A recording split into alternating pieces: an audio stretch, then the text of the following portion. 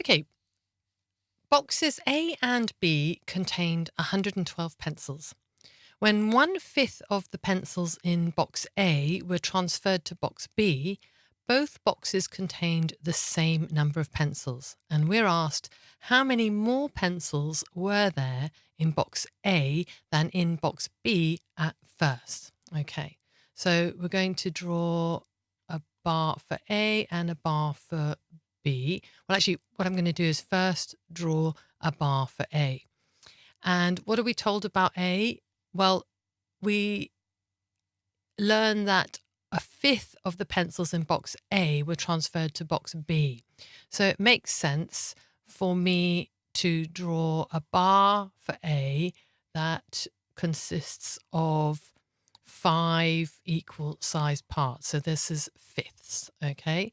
So fifths of A, 1, 2, 3, 4, the last one, 5. Okay, so this is the pencils in box A, and this is what we have at the start, okay, for A.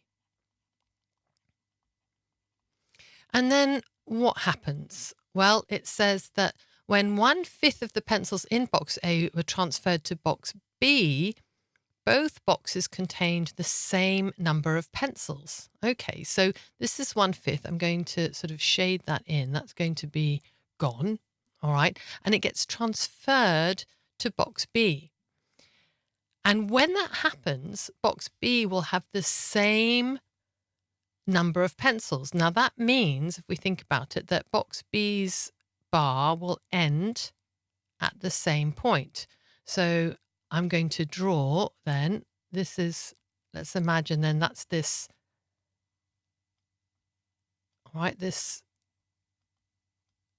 1/5 of A's has moved over here. That's what's come from A, right? So that's from A, okay?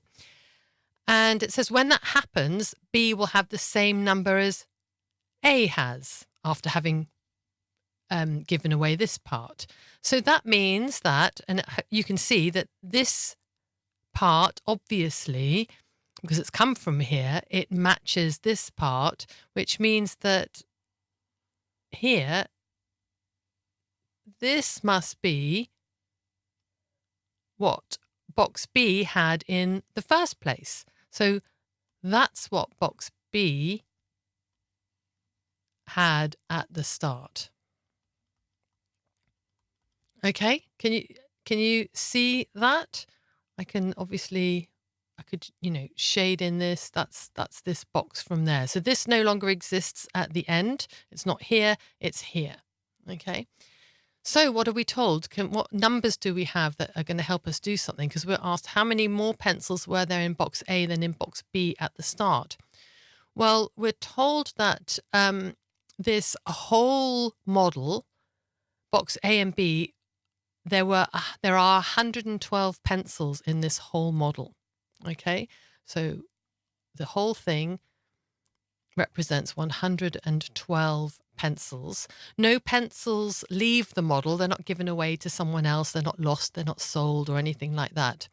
So what do we have? Well, this bit, we can imagine that that's been moved to there. Okay, so how many equal sized parts do we have in this whole model? Well, 1, 2, 3, 4, 5, 6, 7, 8. All right, all that's happened is that this part has moved from here to here. So there are 8 parts in this whole model. So if I divide 112 by 8, I'm going to get a value for each of these parts, and that is 14. Okay, so I could then, each of these has a value of 14, or represents 14 pencils, I should say. Okay, so each of these represents 14 pencils. Okay, so what are we asked?